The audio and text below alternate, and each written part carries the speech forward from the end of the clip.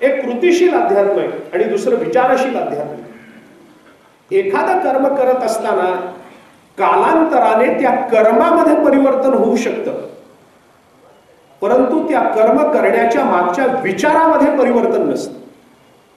आणि म्हणून तसा जर विचार केला आणि हे अध्यात्म कालातीत आहे असं म्हणायचं का काल सापेक्ष आहे असं म्हणायचं असं जर ठरलं तर कृतिशील अध्यात्म हे नेहमीच काल सापेक्ष असतं आणि विचारशील अध्यात्म हे नेहमीच कालातीत असतं. हे त्याचं सरळ उत्तर आहे.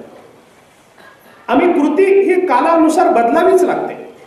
मागे केलेल्यांनी कृती तशीच्या तशी कृती आम्ही केली पाहिजे अशी परमार्थाची किंवा अशी अध्यात्माची कधीही अपेक्षा नव्हती. वाडवडिलांनी केलेलं कर्म आपण करावं याचा अर्थ कर्मच फक्त करावं असं कधीही वेदांतांनी सांगितलेलं नाही, असं कधीही संत वाङ्मयांनी सांगितलेलं नाही. मागे केले पुढे गेले ते निधाई झाले वानतीला त्याची सीमा रे, किंवा पुढे गेले त्यांचा शोधित मार्ग चला जाऊ माग घेता आम्ही, अशा पद्धतीची जी संत वचनं दिसतात ते त्यांनी जे केलं मार्ग दावून गेले आधी दयानिधी संत पुढे असं जेव्हा म्हटलं जातं ते कोणता मार्ग दावून गेले, कर्माचा का विचाराचा? त्यांनी केलेलं कर्म जसंच्या तसं आम्ही करावं अशी अपेक्षा आता ठेवता येत नाही, कारण काळ बदलला. ते कर्म त्या काळाच्या दृष्टीने योग्य होतं, आजच्या काळाच्या दृष्टीने कदाचित योग्य नसेल. त्या काळामध्ये ते कर्म करण्या वाचून गत्यंतर नव्हतं, आज त्याला अनेक पर्याय असू शकतात. कारण विज्ञानाची प्रगती झाली. मानवी जीवन सोपं बनवण्याकरता विचाराच्या दृष्टीने जशी अध्यात्माची गरज असते तशी आपल्याला बाकी काही गोष्टींची सहाय्यक म्हणून जी आवश्यकता असते, विज्ञान हे सहाय्यकच आहे जीवन सोपं बनवण्याकरता. आपण त्याचा अतिरेक करतो म्हणून ते आपल्यावर जास्त प्रभावी ठरतं हा प्रश्न काही गौण आहे. परंतु विज्ञानाचा मर्यादित उपयोग आपल्या जीवनाकरता करून घेतला तर आपलं जीवन आणखीन सोपं होऊ शकणार आहे याची अनुभूती बरेच लोक घेतात. मला बाकी विषयही आपल्याला जास्त स्पष्ट करायचा नाही. मुद्दा हा आहे की एखाद्या कृतीचं अनुकरण करावं याला संत महात्मे कधी फारसं महत्व देत नाही. याला अध्यात्माने कधी फारसं महत्व दिलं नाही. मागून चालत आला म्हणून पुढे तुम्ही ते करा. कशा करता करा याचं उत्तर जर मला सांगता येत नसेल तर मला तसंच्या तसं ती क्रिया करण्यामध्ये काही स्वारस्य नसतं. आणि खरे जर म्हटलं तर ते कर्म करण्याचा मला कोणता नैतिक अधिकारही नसतो. ठीक आहे, माझ्या बुद्धीला मर्यादा आहे, माझ्या ज्ञानाला मर्यादा आहे, हे मी मान्य करतो. पण तरी सुद्धा कर्म करताना या कर्माचा मूळ हेतू काय आहे हे जर मला स्पष्ट करता येत नसेल किंवा कर्म झाल्यानंतर त्या कर्माच्या हेतूबद्दल जर मला कोणी शंका विचारली तर मला माझ्या अंतःकरणातला तो भाव स्पष्ट करता येत नसेल तर माझ्या अंतःकरणातल्या अस्पष्ट हेतूने कर्म करण्याचा नैतिक अधिकार कोणतंही अध्यात्मशास्त्र आपल्याला देत नाही याची जाणीव कर्म करण्यापूर्वी आपल्या ठिकाणी असली पाहिजे. मला कर्म केल्यानंतर त्याचं उत्तर देता आलं पाहिजे की मी हे याच्याकरता केलेलं, मी जे कर्म केलं त्याचा परिणाम असा असा होणार आहे किंवा मला अपेक्षित असणारा परिणाम असा असा आहे, एवढं तरी मला ठरवता आलं पाहिजे. म्हणून काल भर्तृहरीचं वचन सांगताना मी आपल्याला 3 प्रकारांनी त्याचा विचार सांगितला होता की काही लोक कर्माच्या परिणामांचा विचार न करता कर्मामध्ये प्रवृत्त होतात, काही लोक कर्म प्रवृत्त झाल्यानंतर परिणामाचं चिंतन करायला लागतात आणि शहाणी मंडळी ही असतात जी परिणामाचं ज्ञान करून घेऊनच कर्मामध्ये प्रवृत्त होतात. भर्तृहरी या 3 वर्गाविषयी बोलतात.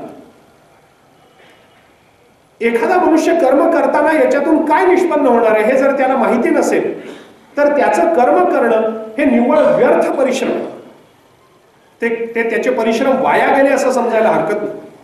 मला त्याचा हेतूच कळत नाही, मला त्याचा निश्चयात्मक अशी त्याची भूमिका मांडता येत नाहीये, मला त्या कर्माचा परिणाम ज्ञात नाहीये, तरी मी ते कर्म करायला जातो.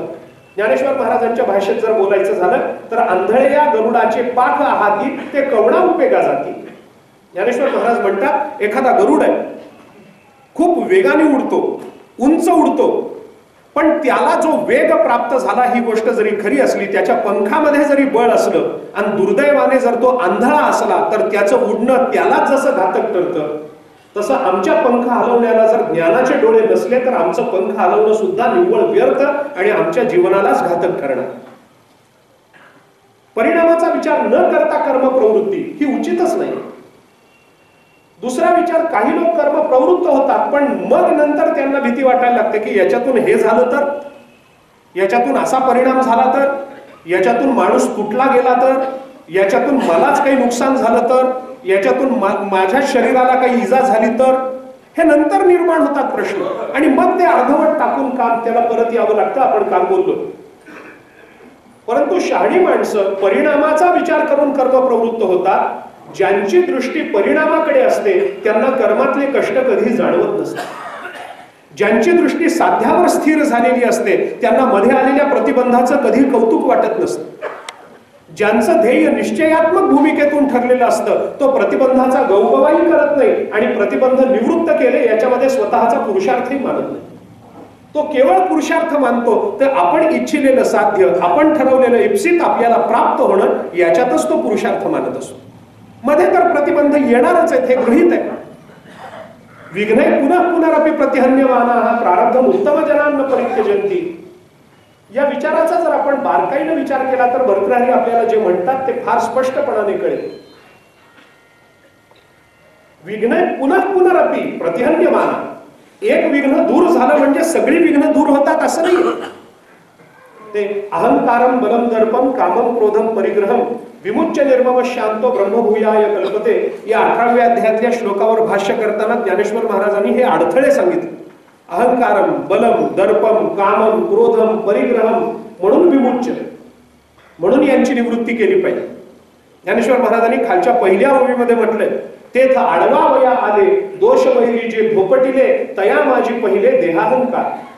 देहाचा अहंकार पहिला प्रतिबंध म्हणून उभा राहणारच आहे.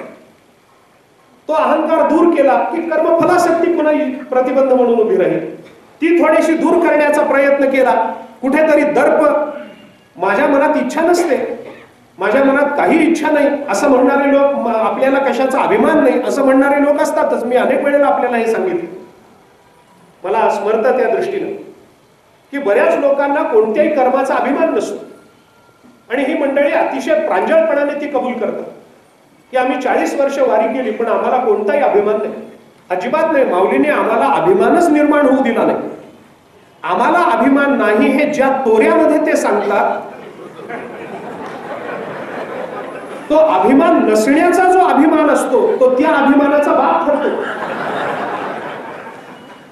मला अभिमान नाही याचाही अभिमान असावा तर मग अभिमान नसावा हे कशाला म्हणायचं. हे सूक्ष्म आहे, हे प्रतिबंध आहे. या प्रतिबंधाची उत्पत्ती ही सहजतेने होणार आहे आपल्या जीवनामध्ये, कारण आपण योग्य मार्गावर चाललेलो.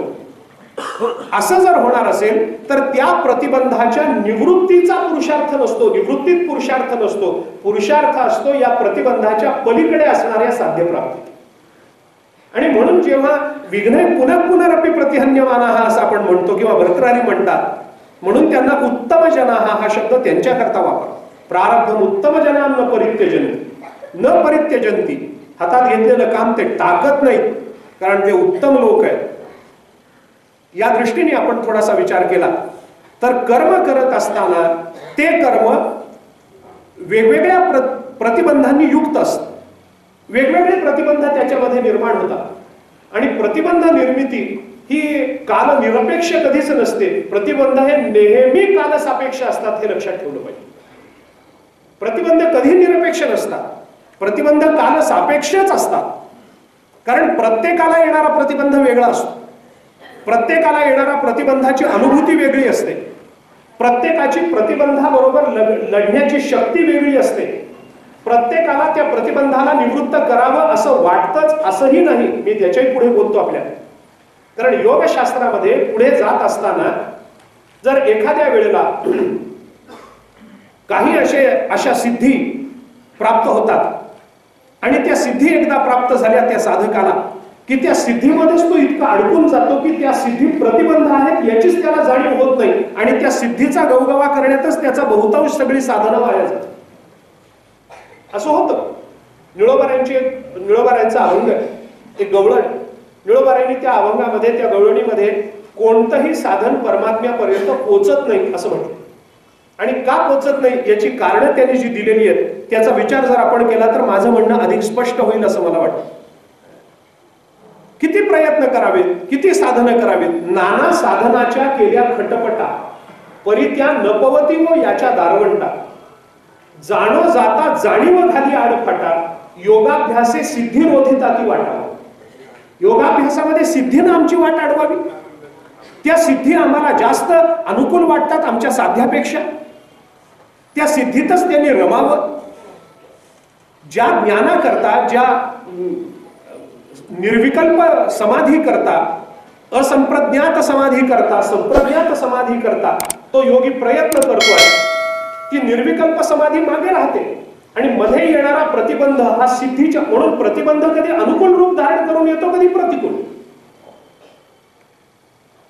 मी आपल्याला थोडंसं स्पष्ट बोलेन तर वाईट वाटू देऊ नका, मला गैरअर्थाने घेऊही नका कृपा करून, पण मी गंमत आपल्याला कळावी म्हणून सांगतो. योगशास्त्रामध्ये जशा सिद्धी अनुकूल रूप धारण करून प्रतिबंध म्हणून उभ्या राहतात, तसं संसारामध्ये पतीला पत्नी ही अनुकूल रूप धारण करून प्रतिबंध उभे राहतात, आणि पत्नीला पती. म्हणजे आपल्याला फार आनंद व्हावा अशातला भाग नाहीये.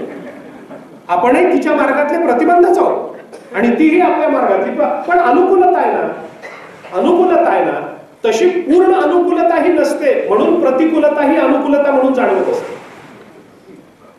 आता हे अवघड जाईल, पण आपण घरी जाल तर आपल्याला जास्त स्पष्ट होईल. कबीर महाराजांचं चरित्र आहे. कबीर महाराजांकडे असा तरुण मुलगा आला आणि त्यांनी असं सांगितलं की मी तसा अध्यात्मामध्ये प्रगती करण्याची इच्छा बाळगून आहे, मला काही परमात्मा तत्वाची प्राप्ती व्हावी असं वाटतं, काही साधना करण्याची इच्छा आहे, परंतु घरातले लोक माझं लग्न ठरवून पाहतायत, मी लग्न करू का नको. हे त्याने कबीर महाराजांना विचारलं. त्यांच्याकडे जाऊन काय विचारावं हे सुद्धा लोकांना कळू नये. त्याने विचारलं मी लग्न करू का नको. कबीर महाराज काही बोलले नाही. ते आपलं मागावर बसले होते, वस्त्र विणणं चालू होतं. त्याने आपल्या पत्नीला हाक मारला. पत्नी आली. तिला सांगितलं दुपारची वेळ, लख ऊन पडलेलं, आणि त्याने आपल्या पत्नीला सांगितलं जरा दिवा लावून आण. तिने काही पणती, काही कंदील वगैरे लावून आणला, काही मेणबत्ती वगैरे काय एखादा तो दिवा लावून आणला आणि त्यांच्या समोर ठेवला. ठेवल्याबरोबर कबीर महाराज तिच्यावर भडत, तुला अक्कल नाही, इथे एवढा सूर्य असताना तू इथे पणती लावून आणतेस, प्रकाशाची काही आवश्यकता आहे असं तुला वाटतं, मूर्ख कुठली, चल उचल आणि घेऊन जा. त्याने शांतपणाने तो दिवा उचलला आणि ती आत निघून गेली. यांचं वस्त्र विणणं चालू होतं. या मुलाला कळेना हे असे का वागतायत आज. याने पणती लावून आणायला सांगितली, ऊन आहे हे त्याही वेळेला यांना कळत होतं, आणि आता लावून आणल्याबरोबर हे म्हणतात की तू मूर्ख आहेस आणि तुला कळत नाही, एवढा सूर्यप्रकाश असताना पणतीचं काय कारण आहे, चल घेऊन जा असं म्हणून तिला हाकलून देतात. ती पणती घेऊन जाते. हे काही कळेना. त्याने कबीर महाराजांना विचारलं, अहो महाराज मला सांगा ना, मी लग्न करू का नको. तर कबीर महाराजांनी त्याला सांगितलं, आशी मिळाली तर कर, नाही तर त्या भानगडीत पडू नको. अर्थात मी पुन्हा एकदा आपल्याला सांगतो, याचं उलट होणंही शक्य आहे. काही प्रतिबंध हे नेहमी आपल्या साधनेला अनुकूलाचं रूप धारण करून येतात, पण आपल्या साधना पूर्ण होऊ देत नाही. बरं, मी मगाशी बोललो, मी आताही पुन्हा त्याचा पुनरुच्चार करतो की कोणतेही प्रतिबंध हे कालसापेक्ष असतात. प्रतिबंध कधीच निरपेक्ष नसतात. कारण आपला परमार्थातला किंवा त्या साधनेतला अधिकार कोणता आहे यावरून प्रतिबंधाचं मूल्य ठरतं, प्रतिबंधाची उत्पत्ती होते. प्रतिबंध तीव्र तरी होतात किंवा मंद तरी होतात. अगदीच सामान्य माणसाला येणारा प्रतिबंध तेवढाच सामान्य असतो. ज्याने अगदीच आता उपासनेला किंवा परमार्थाला किंवा या विचाराला प्रारंभ केलेला आहे, त्याच्या विचारामध्ये येणारे प्रतिबंधही तेवढेच सामान्य असतात प्राथमिक स्तरावरचे. आणि म्हणून कबीर त्या चांगदेवांना नमस्कार लिहावा का आशीर्वाद लिहावा हे वाटावं हा प्रतिबंध सामान्य नाहीये. लोक चांगदेवांना नावं ठेवतात. चांगदेवांना इतकं कळू नये, 1400 वर्ष जगला म्हातारा पण कोरा राहिला, हे आपण नाही म्हणायचं, हे मुक्ताबाईंनी म्हणायचं, हे ज्ञानेश्वर महाराजांनी म्हणायचं. हे आपल्याला म्हणण्याचा अधिकार नाही. ते त्यांच्यापेक्षा मोठे नसतील पण आपल्यापेक्षा आहेत ना. आपल्या ज्ञानेश्वर महाराज किंवा मुक्ताबाई काय म्हणतात म्हणून ते नावं आपण त्यांना ठेवू शकत नाही. आपलाच तर त्या मानाने आपल्याला आहे का 100 वर्ष प्रत्येक वर्षी आलेला काळ परतून लावण्याचं सामर्थ्य आहे का. जर नसेल तर आपण त्या, मी म्हणतो बाकीचे सोडून द्या, कोरं लिहिलं का भरलेलं लिहिलं काय मला त्याच्याशी घेणं देणं नाही, पण त्यांना ज्ञानेश्वर महाराजांना लिहिण्याची बुद्धी झाली एवढ्या कारणावरून ते 100 वेळेला पूज्य ठरतात ना. इतरांना कुणाला लिहावं वाटलं नाही त्यांना ज्ञानेश्वर महाराज हेच आपल्या विचाराचं उत्तर देऊ शकतात याचा जो निश्चय त्यांचा झाला, याच्या ज्ञानोबारांचं महात्म्य त्यांना कळालं होतं हे तरी आपल्याला मान्य करावं लागेल. चांगदेव वेडे नव्हते, चांगदेवांना वेडे ठरवण्याचा अधिकार कुणालाही नाही, ते योगी आहे. अडचण कुठे झाली चांगदेवांची, आपण चांगदेव 65 वाचाल तर आपल्याला त्याचा खुलासा होईल. मला आता ते सगळं सांगायचं नाहीये, परंतु मला मुद्दा हा मांडायचा आहे की चांगदेव 65 मध्ये चांगदेवांचा प्रतिबंध असा कोणता होता की ज्ञानेश्वर महाराजांनी चांगदेव 65 मध्ये त्याचं उत्तर दिलं. त्या कोऱ्या पत्रामध्ये त्यांनी असं काय सांगितलं होतं की ज्ञानेश्वर महाराजांना 65 ओव्या रचाव्या लागल्या? कोणता प्रतिबंध होता? म्हणून हे पत्र पाठवण्याची वेळ आहे. कोरं पत्र पाठवता येणं याला सुद्धा फार बुद्धिमत्ता लागते, कारण तोच कोरं पत्र पाठवू शकतो ज्याला कोऱ्या पत्राचा अर्थ वाचणारा कोण आहे हे कळतं. सगळेच जण कोरं पत्र पाठवू शकत नाही. आपण पाठवून बघा एखाद्या वेळेला पत्नीला, अहो नुसता मिस कॉल दिला तर भांडण होतं. जर आपलं म्हणणं काय आहे हे शब्द न मांडता ज्याला कळतं ना, मला बोरकरांच्या कविता 4 ओळी आठवतात बोरकरांच्या. बोरकरांनी एके ठिकाणी फार सुंदर म्हटलंय, न सांगता तू मला उमजते सारे, कळतात तुलाही मौनातील इशारे, दोघात कशाला बघ शब्दाचे बांध, कळण्याचा चाले कळण्याशी संवाद. कळण्याशी संवाद चालणं हे फार अवघड असतं. ते सहजासहजी कुणाला मानता येत नाही, करता येत नाही. चांगदेवांना नेमकी कोणती अडचण होती? त्यांची अडचण मोठी ही आहे कारण चांगदेवांचा अधिकार त्या क्षेत्रातला मोठा आहे. प्रतिबंध मोठा तेव्हाच जेव्हा उपासना मोठी, प्रतिबंध मोठा तेव्हाच तेव्हा ज्ञानाची प्रखरता जास्त, प्रतिबंध मोठा तेव्हाच जेव्हा अंतःकरणाची शुद्धता प्रखर. जोपर्यंत हे घडत नाही तोपर्यंत येणारे प्रतिबंधक क्षुल्लक असतात. ते त्याला मोठे वाटतातच त्या साधकाला, पण ते क्षुल्लकच असतात. माझ्या जीवनामध्ये माझी साधना जेवढी जास्त व्यापक होईल, माझे दृष्टिकोन जेवढे जास्त व्यापक होतील, आपण चिंतन करून पहा. मला नावं ठेवायची नाहीयेत कोणाला, पण एखाद्या माणसाला आपल्या गावाचं भलं व्हावं वाटतं आणि ज्ञानोबारांना जगाचं भलं व्हावं वाटतं. या दोन्हीतलं अंतर आपल्याला कळू नये काय? का ज्ञानेश्वर महाराजांना जगाचं भलं व्हावं वाटतं? कारण त्यांची दृष्टी व्यापक आहे. आणि आम्हाला का आमच्या कुटुंबाचं भलं व्हावं? कुटुंबाचं म्हणजे मी बायकोन 2 मुलं, भाऊ येत नाही त्या कुटुंबावर, आई वडील येत नाहीत त्या कुटुंबावर, माझी बायको आणि माझी संतती एवढंच कुटुंब. एखादा असलं तर पुत्र वगैरे. माझ्या कुटुंबात एवढेच लोक येतात. माझा भाऊ येत नाही, माझी बहीण येत नाही, हे कोणी येत नाही. माझ्या कुटुंबाचं भलं व्हावं अशी भावना ठेवणाऱ्याची दृष्टी तेवढीच मर्यादित आहे. म्हणून त्या कुटुंबाच्या भल्यामध्ये येणारे प्रतिबंध तेवढेच मर्यादित आणि सीमित आहे. ज्ञानेश्वर महाराज ज्या 700 वर्षापूर्वी खळांची व्यंकटी सांडो म्हणतात आणि अजूनही खळांची व्यंकटी सांडत नाही, याचा अर्थ तो प्रतिबंध किती मोठा असला पाहिजे? का तो प्रतिबंध मोठा आहे? म्हणून मी चांगदेवांकडे परत येतो. चांगदेवांची नेमकी अडचण काय आहे? चांगदेवांना ज्या अर्थी मृत्यूला परतवता येतं, चांगदेवांना ज्या अर्थी विद्यार्थ्यांना काही शिकवता येतं, त्या अर्थी चांगदेवांना मी ब्रह्म आहे हे कळलंच होतं.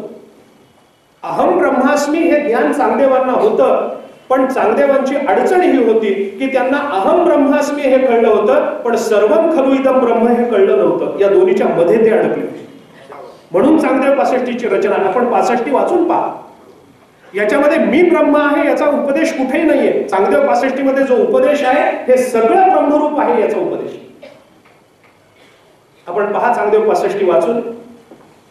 अगदी सुरुवात पहिल्या ओवीपासून ज्ञानोबा त्याचा विचार करतात. स्वस्ती श्रीवटेषु जो लपोनी जगदा वासुदावी, मग ग्रासू प्रकटला करी, बहु जब जब होये तव तव काहीच न होये, काही नवोनी आहे अवघाची जो. अवघा आदौ ब्रह्माहमस्मी इति अनुभव उदिते खल्विदम ब्रह्म तत्पश्चात, आचार्यांचं वाक्य. जगद्गुरु शंकराचार्य बोलतात वेदांताचा प्रवास असा आहे, आधी मी ब्रह्म आहे हे कळावं लागतं आणि मग सगळं ब्रह्म आहे हे नंतर कळतं. चांगदेव या दोन्ही ह्याच्यामध्ये अडकले होते, विचाराच्या मध्ये अडकले होते. मी ब्रह्म आहे हे कळलं होतं, पण सर्वं खलु इदं ब्रह्म याची अनुभूती आली नव्हती, म्हणून कोरपत्र. मी ब्रह्म आहे हे ज्याला कळतं तो लिहू शकत नाही, तो अक्षर शब्द याच्यात अडकत नाही. त्यांनी ते पत्र पाठवलं. मी कशा करता बोलतो, काही वेळेला काही प्रतिबंध हे अनुकूलाचं रूप धारण करून येतात, परंतु ती अनुकूलता, ती प्रतिकूलता एकदा कळाली की त्यांची अनुकूलता ही बाजूला पडते. त्या मर्यादेमध्ये मला प्रतिबंध निर्माण होतात. म्हणजे माझी जशी प्रगती होत जाईल तसे माझे प्रतिबंधही बदलत जात असतील तर प्रतिबंध हे नेहमी कालसापेक्ष मानलेच पाहिजे.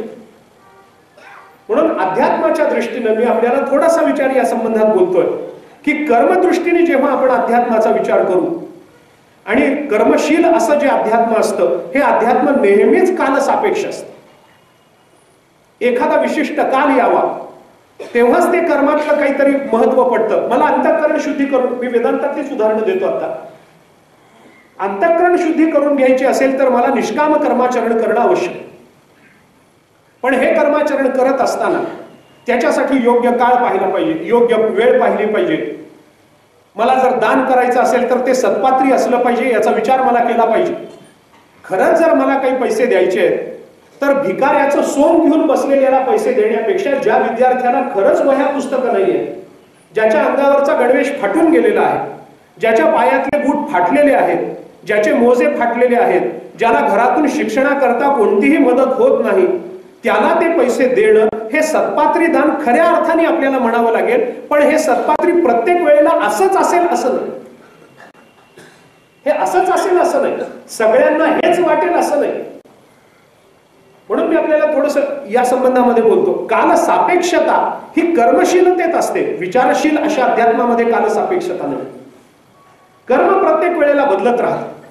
मागे ज्या लोकांनी जे कर्म मला आदर्श म्हणून केलेलं होतं ते कर्म आज कदाचित तसंच करणं ही अंधपरंपरा ठरेल. जोपर्यंत मी त्यांच्या हेतूचा विचार करत नाही तोपर्यंत मला ते कर्म करताना करण्याचा कोणताही अधिकार राहणार. एका सुभाषितामध्ये गतानुगतिको लोकः न लोकः पारमार्थिका वालुकालिंग मात्रेण गतम्ये ताम्रभाजनम असं उदाहरण दिलं. गतानुगतिक होऊन ते कर्म करण्यात तात्पर्य काय? त्यांनी केलं म्हणून मी केलं, मी का केलं तर त्यांनी केलं म्हणून. मग त्याला जाऊन विचारा तू हे असं का केलंस तर तो म्हणतो मागच्यांनी केलं म्हणून. असं हे किती मागे गेलं म्हणजे आपल्याला कर्माचे परिणाम जाणवतील आणि कर्माचे हेतू स्पष्ट होतील. ठीक आहे, त्या काळामध्ये काही गोष्टी नव्हत्या, त्या काळामध्ये काही अनुकूलता नव्हत्या आणि आता ती अनुकूलता निर्माण झालेली असतील तर आज मला बदलायला हवं, त्या दृष्टीने बदलायला हवं, माझा हेतू सिद्ध होण्याकरता बदलायला हवं, माझा प्रांजळ हेतू पूर्णतेला नेण्याकरता बदलायला हवं. पण हे बदलणं कोणत्या अर्थाने? मी आपल्याला साधं बोलतो, उपासना म्हणून नव्हे, उपासना म्हणून नव्हे. मी आपल्याला एक साधं उदाहरण देतो. जुन्या काळामध्ये वाहनं हाताशी नव्हती किंवा वाहन परवडत नव्हतं म्हणून लोक चालत जात होते. आता माझे आजोबा इथून तिथपर्यंत चालत जात होते म्हणून मी सुद्धा आता जर चालतच जाईल तर तो वेडेपणा ठरेल ना, माझं शरीर व्यर्थ वाया घालवणं ठरेल ना. ते आज माझ्या हातामध्ये तशी साधन उपलब्ध आहे, त्या बाबतीत मी त्या मानानं भाग्यवान आहे. पटकन मी कुणाला सांगेन तर कोणी माझ्याकडे येईल, गाडी घेऊन येईल. नव्हे मला काही अशा सगळ्यांसाठी जी वाहनं उपयुक्त आहेत अशा बसमधून रेल्वेमधून जाणं शक्य आहे. कुणाला मी विनंती करेन, काही पैसे देईन तर तो मला तिथपर्यंत नेऊन सोडेल. मग हे जर माझ्या हातात आज उपलब्ध आहे, हे मी व्यवहाराच्या दृष्टीने बोलतो, आपण अध्यात्माच्या दृष्टीने लावून घ्या. भले चांगदेवाने 1400 वर्ष चांगदेव जगले, प्रत्येक वेळेला योग माध्यमातून योग साधनेच्या भूमिकेवरून त्यांनी हे सगळं हा आलेला मृत्यू परतवून लावला. म्हणून आम्ही सुद्धा तेच केलं म्हणजे ज्ञानेश्वर महाराज कृपा करतील असा नियम आहे काय? काही नियम नाही, असा काही नियम नाही. आम्ही सुद्धा जो 1400 वर्ष मृत्यूला परतवत नाही त्याच्यावर ज्ञानेश्वर महाराज कृपा करत नाही असा काही नियम आहे? चांगदेवांना त्या बाबतीत झालं, काही जणांना वेगळ्या अर्थाने कृपा झाली. मी अजून थोडस बोलतो. रेड्याने असे काय 14 वेळेला त्या मृत्यूला परतून लावलं होतं म्हणून रेड्यावर कृपा व्हावी? भिंतीने असं काय साधन केलं होतं म्हणून भिंतीवर ज्ञानेश्वर महाराजांची कृपा व्हावी? मला ती भिंत चालली वगैरे हे सांगायचं नाही. माझं म्हणणं एवढंच आहे की त्या भिंतीला ज्ञानेश्वर महाराजांचा स्पर्श झाला हीच माझ्या दृष्टीने केली. मला बाकीचं त्या हे भिंत चालणं न चालणं, रेडा बोलणं न बोलणं यात आत्ता त्या तपशिलात जायचं नाही, कारण पुन्हा वादाचे विषय निर्माण होतात. मला बोलायचं आहे असं की कृतिशील जे अध्यात्म असतं ते काल सापेक्ष असतं, ते बदलावं लागतं. आम्ही त्यांना उदाहरण देतो, आमचे गुरुजी एक उदाहरण देत असत आम्हाला पाठामध्ये, की ते गौरी गणपती असतात ना, त्यावेळेला त्या गौरी ज्या येतात 3 दिवस, पहिल्या दिवशी येतात, दुसऱ्या दिवशी जेवतात आणि तिसऱ्या दिवशी जातात, म्हणजे जेवढ्या करता येतात त्यांचा फार थाट असतो. त्या काळामध्ये गणपती इतका उपेक्षित होतो बिचारा त्या 3 दिवसात,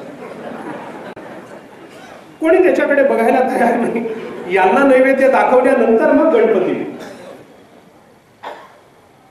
विनोद सोडा याच्यातला, पण ते येतात आणि बायकांचा तो फार मोठा उत्साहाचा असा सण असतो. त्याच्यामध्ये काही कमी पडू नये, त्याच्यामध्ये काही न्यून राहू नये, त्याच्यामध्ये काही चूक होऊ नये याची फार दक्षता बायका घेते. मग ते 16 भाज्या 16 ते फार व्याप असतात, उपद्व्याप असतात, नुसते व्याप कुठले. मग ते सगळं पहाटे 4ला उठून करायचं, अमुक करायचं. तर ते सगळं नैवेद्य वगैरे दाखवून झाल्यानंतर काय मला माहिती नाही, माझ्या तरी वाचनात असं कुठं आलं नाही, धर्मशास्त्राचा अभ्यास करतानाही मला कधी ते जाणवलं नाही की त्या गौरींसमोरचा नैवेद्य बाई घरात कुणालाही खाऊ देत नाही. कशामुळे माहित नाही, असा काही नियम नाहीये धर्मशास्त्रामध्ये. का खाऊ नये, का खाऊ नये, पण याचं काही उत्तर नाही. त्यांना जर विचारलं की का नाही देत तुम्ही, इतकं चांगलं तुम्ही राबून केलेलं हे आहे, इतकं चांगलं केलेलं आहे, तर हे असंच सडून त्याच्यावर बुरशी येऊन वाया जाण्यापेक्षा आमच्या पोटात गेलं तर काय बिघडलं, असं जर घरातलं कोणी त्या बाईला विचारेल, बहुधा धाडस असं कोणी करत नाही त्या काळामध्ये, त्या 3 दिवसामध्ये. पण असं जर कोणी विचारेल तर ती एकच उत्तर तिला त्यांना देईल, ती म्हणेल की हे असं असतं कारण सासूबाई असंच करत होते. झालं, हे सगळ्या धर्मशास्त्राचं मूळ आहे. बरं, त्या सुदैवाने जर तिची सासू, तिच्या दुर्दैवाने आणि आपल्या सुदैवाने जर तिची सासू जिवंत असेल आणि त्या सासूला जर विचारलं की तुम्ही असं का करत होता, तर ती सासू एवढंच म्हणेल की माझी सासू असंच करत होती म्हणून. ही सापेक्षता आहे. आता त्या काळामध्ये का तसं करू दिलं नाही हा प्रश्न का होता, तो प्रश्न गौण आहे. आज आपल्याला बदलायला काय हरकत, का नाही या गोष्टी बदलायच्या? बरं, देवाचा खाणं हा भाव तरी शुद्ध आहे ना, आम्हाला मिळतं. अहो, गणपतीचा नैवेद्य आपण भक्षण करतो, श्रीकृष्णाला दाखवलेला नैवेद्य आपण भक्षण करतो, मग आईला दाखवलेला नैवेद्य खाण्यात काय अडचण असेल? पण तरी तो हेतू ओळखला जात नाही, फक्त कृतीला प्राधान्य दिलं जातं. तिथं अध्यात्मापासून त्या जीवाचं अधपतन पुन्हा सुरू होईल. हे होऊ नये याच्याकरता कृतिशील आणि ज्ञानशील किंवा विचारशील अशा दोन्ही अध्यात्मांचा विचार आपल्या जीवनामध्ये करणं मला जास्त आवश्यक वाटतं. आमचा कर्म करण्याचा भाव काय, मी आपल्याला 2 भूमिका या संबंधातल्या सांगतो आणि या विचाराचा थोडासा परामर्श घेऊन सांगतेकडे येतो. कर्म आणि कर्म करण्याच्या मागचा भाव, भाव हा शब्द मी पुन्हा ज्ञान आणि भक्ती या दोन्हीच्या समन्वयाने वापरतो. कर्म आणि कर्म करण्याच्या मागचा भाव या दोन्हीचं आपण काय चिंतन करा. एखादा मनुष्य कर्म करतो, त्या कर्माला मूल्य द्यायचं आहे का त्या कर्माच्या मागे असणाऱ्या भावाला किंवा विचाराला महत्व द्यायचं? मी आपल्याला त्याच्यासाठी प्रमाण सांगतो. योग वासिष्ठामध्ये वसिष्ठाने रामचंद्र प्रभूंना कर्म करण्याच्या संबंधाने एक उपदेश केला. त्या उपदेशामध्ये वसिष्ठ असं म्हणतात की मनः कृतं कृतं राम न शरीरम कृतं कृतं येनैवा लिंगिता कांता तेनैवा लिंगिता सुता. मी आपल्याला स्पष्ट करून सांगतो, जे मनानं केलं तेच खरं कर्म, जे शरीरानं केलं त्या कर्माला कर्म म्हणण्याचं कारण नाही. मनः कृतम कृतम न शरीरम कृतम कृतम. शरीरानं केलं ते कर्म झालं, त्याला महत्व नाहीये, अगदीच नाहीये असं नाहीये. परंतु ते कर्म करताना आपल्या अंतःकरणात भाव काय होता याला जास्त महत्व. का? कारण कर्म आम्ही कोणत्या काळामध्ये करतो आहोत, कर्म आम्ही कोणाच्या संबंधानं करतो आहोत, याच्यापेक्षा कर्म करतानाचा आमचा भाव काय आहे याच्यावरून कर्माचं फल ठरत असतं. याच्याकरता उदाहरण त्यांनी असं दिलं, येनैवा लिंगिता कांता तेनैवा लिंगिता सुता. कांत म्हणजे पती, सुत म्हणजे मुलगा. एक स्त्री आपल्या पुत्रालाही आलिंगन देते आणि तीच स्त्री आपल्या पतीलाही आलिंगन देते. आलिंगन देणं ही क्रिया दोन्ही ठिकाणी समान आहे का नाही? पुत्राला आलिंगन देणारी स्त्री तीच स्त्री पतीला आलिंगन देते. आलिंगन देणं ही क्रिया दोन्ही ठिकाणी समान आहे, पण या दोन्ही क्रियांमधलं फल का वेगवेगळं? पुत्राला आलिंगन देणं आणि पतीला आलिंगन देणं याच्यामध्ये काहीतरी, ज्ञानेश्वर पतिपुत्रा ते अलिंगी एकची ते तरुणांगी तेथ पुत्र भावाच्या अंगी काम न रिगे. ज्ञानेश्वर महाराज बोलतात, पतीला आलिंगन देताना तिच्या अंतःकरणात काम किंवा समर्पणाची भावना आहे आणि पुत्राला आलिंगन देण्यामध्ये तिच्या अंतःकरणामध्ये वात्सल्याची भावना. तर समर्पणाची भावना ठेवून केलेली कृती तीच असेल आणि वात्सल्याची भावना ठेवून केलेली तीच कृती दोन स्वतंत्र फलाला जन्म देते. कृती एक आहे पण दोन स्वतंत्र फलाला जन्म देते. याचं कारण ही कृती करताना भाव दोन स्वतंत्र आहेत. हे भाव बदलत राहतात. कृती कदाचित बदलणार नाही. मित्राला आलिंगन दिलं, मैत्रिणीला तिने आलिंगन दिलं, पुत्राला आलिंगन दिलं, पित्याला आलिंगन दिलं, आपल्या जावेला आलिंगन दिलं, आपल्या नंदेला आलिंगन शक्यतो नाही पण आलिंगन दिलं.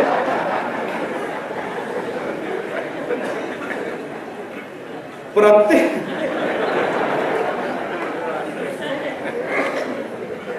हेच असतं. म्हणजे जिथं आपला भाव आपल्याला पडतो तिथं प्रतिसाद जास्त आहे. कर्माच्या दृष्टीने मला हेच म्हणायचं,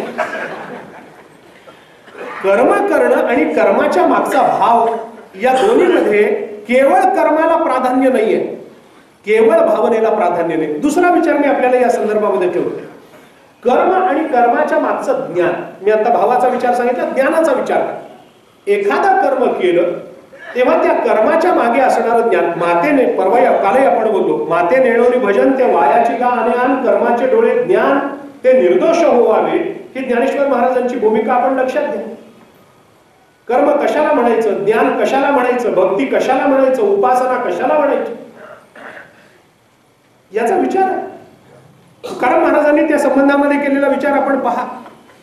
भक्ती ते नमन, वैराग्य तो त्याग, ज्ञान ब्रह्मीभोग ब्रह्मतनु, देहाच्या निरसने पाविजे या ठाया माझी ऐसी काया जवनो हे. उदक अग्नी धान्य झाल्या घडे पाक, एका विण एक कामा नये, तुका म्हणे मज कळते चाचणी बडबडीची वाणी अथवा सत्य. मज चाचणी कळते, बडबडीची वाणी कळते आणि सत्यवाणी कळते, मला चाचणी कळते. तुकाराम महाराज बोलतात, उदक अग्नी धान्य झाल्या घडे पाक, पण एका विण एक कामा नाही. पाणी आहे, धान्य आहे, पण अग्नी नसेल तर अन्न शिजणार नाहीये. पाणी आहे, धान्य आहे, पण किंवा अग्नी आहे, धान्य आहे, पण पाणी नसेल तरी धान्य शिजणार नाही.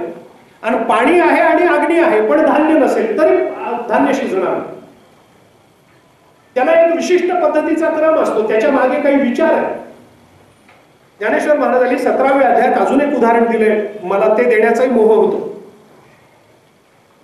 ज्ञानेश्वर महाराजांनी असं म्हटलंय की एखाद्या माणसाने आपल्या मुलाला असं सांगितलं की मला जरा पणती लावायची, साहित्य आणून दे.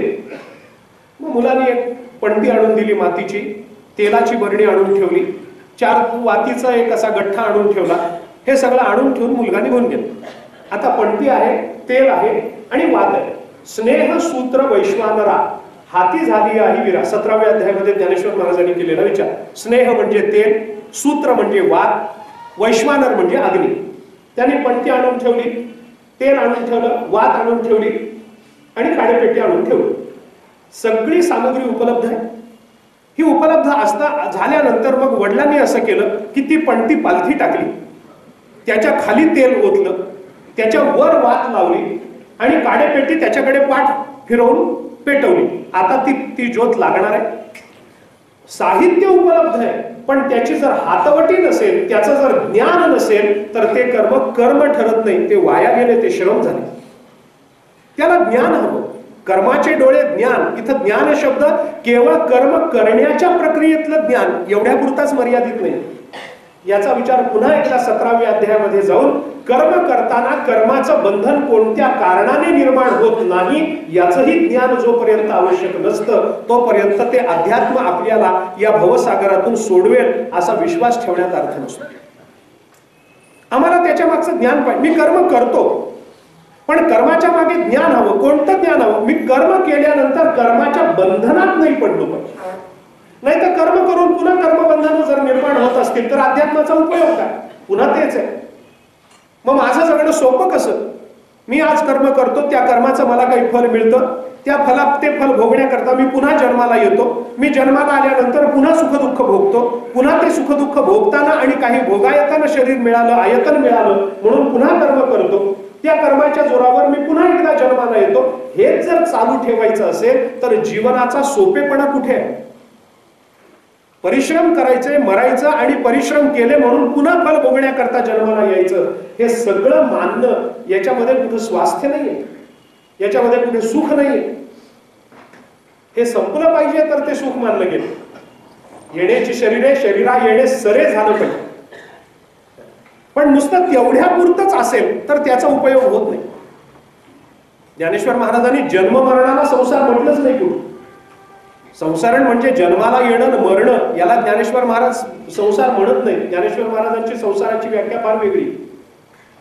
जन्माला येणं मरणं हा संसार नाही. जन्माला येणं आणि मरणं हे खरं मानणं हा संसार. उपजणे आणि निमणे हे साचची जे का मानणे, तो जीवनोपू मी म्हणे संसारवर. त्याला सत्य मानणं हा दोष आहे. कोण मरणार? ते अध्यात्मातला विचार सोडून द्या. आत्मा मरत नाही, आत्मा जन्माला येत नाही, अमुक नाही, तमुक नाही, आजो नित्य शाश्वतो यम पुराण अन्यते अन्य मानते वगैरे वगैरे, हे विचार आता बाजूला ठेवा. परंतु कर्म करताना त्या कर्माच्या मागे असणारं ज्ञान जास्त महत्वाचं. मला त्याचं ज्ञान असलं पाहिजे.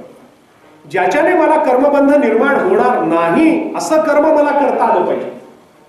मग ते कसं करायचं हा प्रश्न आणखी वेगळा. त्याच्याकरता मग अध्यात्माच्या कोणत्या पायऱ्यांवरून आपण पुढे गेलं पाहिजे, विचाराच्या कोणत्या प्रक्रिया समजावून घेतल्या पाहिजेत. पण कर्माचे डोळे ज्ञान ते निर्दोष व्हावे, याच्यामध्ये कर्म करणं ही प्रक्रिया नव्हे, कर्माच्या मागे असणारा हेतू पण कळावा. म्हणून हेतू आणि क्रिया या दोन्हीचा विचार करायचा असेल तर आपल्याला हेतू जास्त स्पष्ट असले पाहिजेत. क्रिया ही कालानुसार बदलावी लागते. बदलणं हे जास्त शहाणपणाचं असतं. बदलणं आवश्यक असतं, काही वेळेला बदलणं अपरिहार्य असतं. या तिन्ही संकल्पना आपण लक्षात घ्या. काही वेळेला स्वतःच्या इच्छेने बदलाव्या, काही वेळेला बदलणं अपरिहार्य असतं म्हणूनच बदलावे, आपल्याला गत्यंतरही नसतं.